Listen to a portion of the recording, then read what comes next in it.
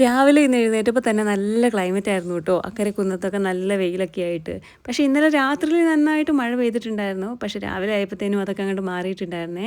ചെറിയൊരു പനിക്കോള് കാരണം ഇന്ന് ജോലിക്ക് പോകാൻ പറ്റിയിട്ടുണ്ടായിരുന്നില്ല. അപ്പോൾ രാവിലെ എഴുന്നേറ്റിട്ട് പൂവിടാമെന്ന് വിചാരിച്ചു കേട്ടോ. രാവിലെ ജോലിക്ക് പോകുന്നതുകൊണ്ട് ഇതൊക്കെ അമ്മ തന്നെയാണ് ചെയ്യാറ്. അത്തത്തിൻ്റെ അന്ന് മാത്രം ഒന്ന് ഇടാൻ പറ്റി. അപ്പോൾ ഇന്നിപ്പോൾ ഞാൻ ഇട്ടേക്കാമെന്ന് വിചാരിച്ചിട്ട് മുറ്റമൊക്കെ 4 പാടും ഒന്ന് വൃത്തിയാക്കി തൂത്തിട്ടു കേട്ടോ.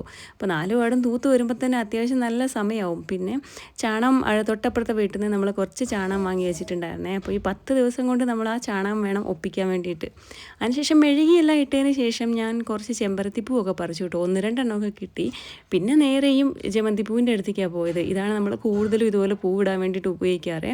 വീട്ടുമുറ്റത്ത് നിൽക്കുന്നത് ഈ ഡാലിയയും ഇങ്ങനത്തെ കുറച്ച് നല്ല ഭംഗിയുള്ള പൂക്കളാണ്. അപ്പോൾ അതങ്ങോട്ട് പറിക്കാൻ മനസ്സ് വരുന്നില്ല. അതുകൊണ്ട് ഈ ചെറിയ ചെറിയ പൂക്കളൊക്കെ വെച്ചിട്ട് അങ്ങോട്ട് അഡ്ജസ്റ്റ് ചെയ്യുകയാണേ.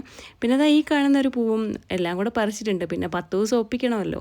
അപ്പോൾ ചെറിയ വട്ടം മതി എന്നോർത്ത് ഉള്ളതൊക്കെ വെച്ച് ഓണം പോലെ എന്ന് പറഞ്ഞ പോലെ ചെറിയൊരു പൂക്കളിട്ടിട്ടുണ്ടെന്നേ.